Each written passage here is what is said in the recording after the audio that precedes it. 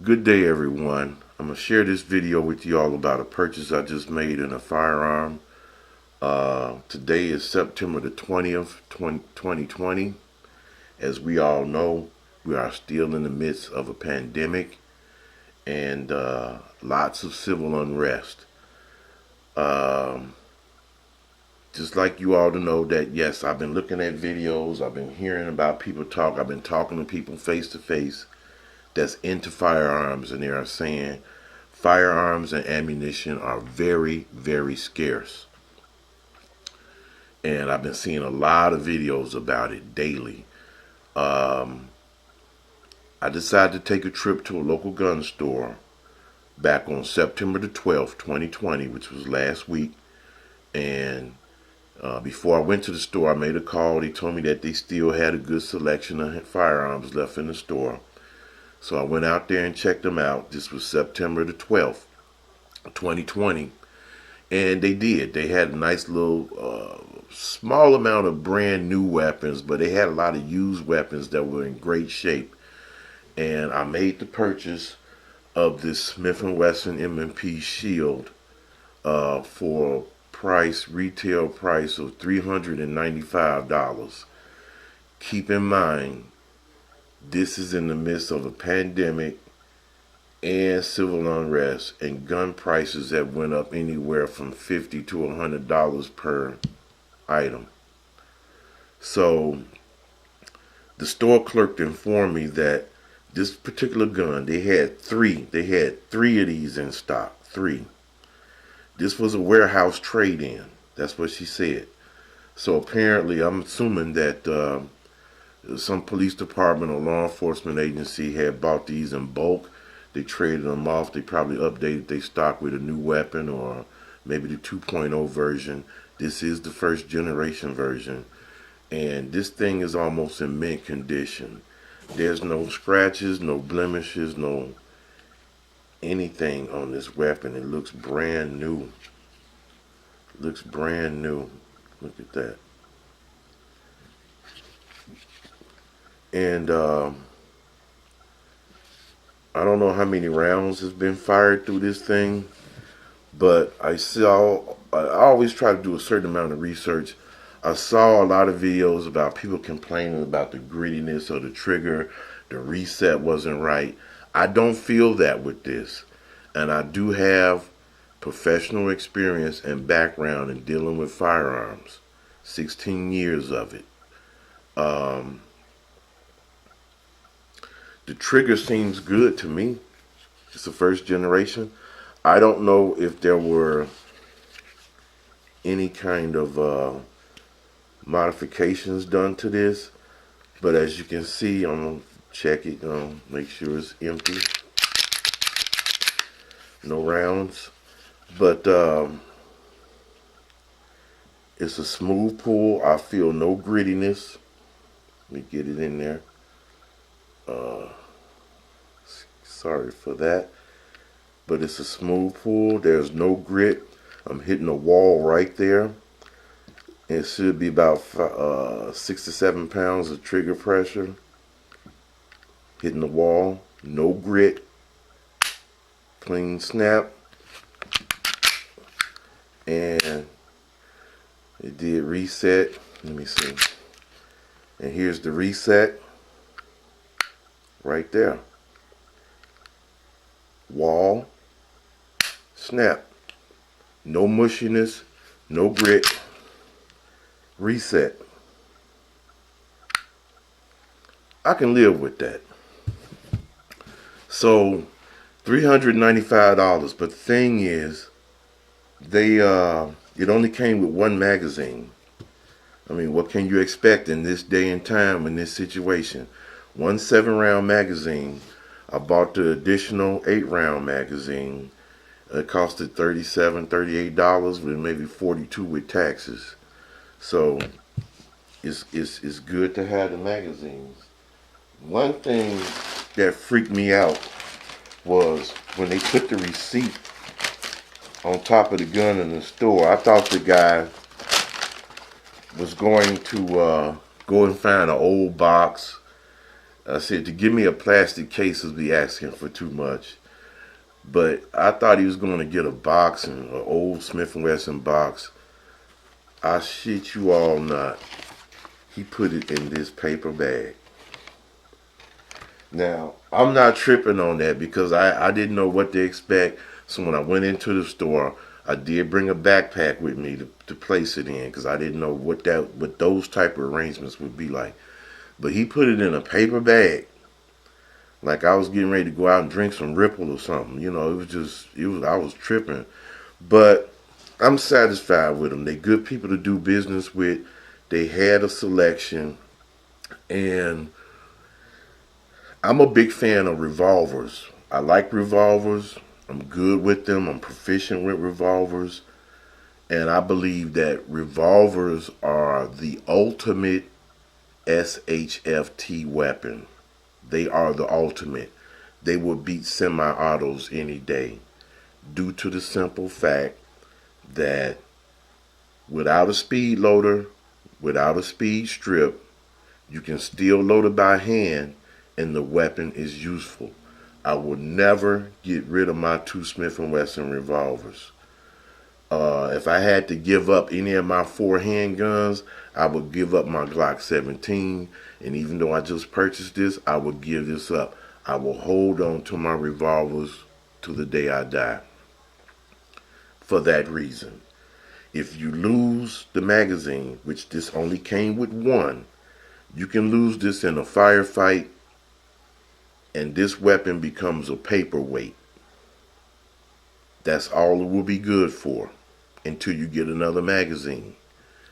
With a revolver, you can empty out your 5, your 6, or your 7 shots, and as long as you can reload it with your hands, that weapon is useful. I would never get rid of my revolvers. But what made me go with this was my intent was to get a Smith & Wesson J-frame. I don't like the 642 because I don't like the way the finish looks. It has that two-tone. It looks cheap. It looks like a toy. I would have rather had the Smith & Wesson J-frame 442 that had the black matted finish. I like the way that looks. And that was my intention, to get a 5-shot revolver for concealed carry. But this is what weighed the factor on my purchase. 2 weeks to me prior to me buying this, I was with my ex-girlfriend. We were hanging out. We went to one of her family members' house on another side of town. We both rode on public transportation. And when we got off the train, we walked a block and a half and all hell broke loose. Somebody fired 5 or 6 shots sporadically, and it sounded like it could have came from a revolver, and judging from the amount that was fired. The guy who they were firing at pulled out a semi-auto and unloaded 10 rounds in a couple of seconds. And I really had to evaluate and think about what my choice would be for concealed carry. Although I'm good with a revolver and I'm very proficient with it, I had to put myself in that situation and say, what if that was me? What if that was me? And this happened in broad daylight in the middle of the afternoon when it was nice and hot outside just a couple of weeks ago. And it was dozens and dozens of people out there. And they were just running like a tidal wave of water coming up to the shore. Everybody running away. And it was over before it happened. After the shooting, everybody went back to normal like nothing happened. I mean, literally seconds. But I had to think about it. And another deciding factor was when I looked at that J-frame in the gun shop. It was a J-frame, aluminum frame, very, very light, because I do have another J-frame that's old school. It's all stainless steel and it's heavy, but I love it. It had no key lock on it. When I came back in 3 days from the background check, that Smith & Wesson J-frame was gone. It was sold. And the weird thing about it was it was 408 it was $485, the tag on it. So that was my first thing. I walked in the store and walked straight over to the revolvers, and I was like, hey, they got one, but I don't like this stainless steel with this matted finish. It looks cheap. I like the dark ones with the 442, the all black matted finish. So I went over to another counter and looked around, and I saw this in there. And the price tag was $395, $395 with one magazine. And I'm like, wow, just looking at the price, then automatically thinking about the capacity. I said, this is what I got to ride with. This is what I got to roll with. And when I went to pick it up after the 3-day background check, I got this additional magazine for like $38. It was $42 with taxes. And that's what sealed my choice. So I'm happy with this. But as I said, this makes the fourth handgun that I have. I will never get rid of my revolvers because I feel they are the ultimate SHFT weapon. The ultimate, because you need no magazines or other loading apparatuses to load it as compared to the semi-auto. You get into a firefight, you lose these magazines, you got to run and roll through dirt and run through alleys. This becomes a paperweight. People can't understand that. That's this young generation. We got to have these exotic, fancy looking guns and dress them up and put all these attachments on it. I don't believe in that. I believe in simplicity. You know, that's something to consider. And with the time, political climate we're in and social geopolitical climate, I really truly don't see things getting any better. And I think all hell is going to break loose after November 3rd. No matter who wins. I don't want to get into politics, but I don't see this stuff lightening up. These crooked politicians are using coronavirus as a crutch. They trying to stretch this thing out. And the sad thing is, American people are being held hostage in the middle of all of it. We all hear about stories. We hear about the prophecies told in the Bible, the Quran, whatever book it is you study out of. They say times like this are coming. And it will be unprecedented times as man has never seen before. So anything that we've been through in history that we thought was bad and terrible, we ain't seen nothing yet. And you never know what you may have to do to protect yourself, your family, your home. This is a terrible place we living in right now. It's really bad. But this is my new purchase. I picked this gun up September the 16th, 2020.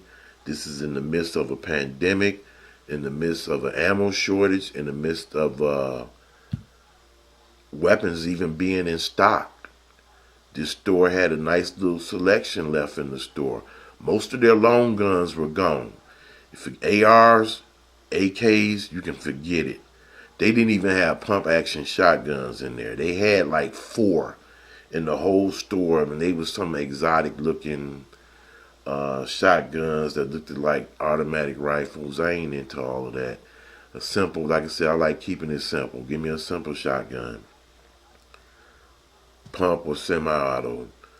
But they had a nice little selection of pistols.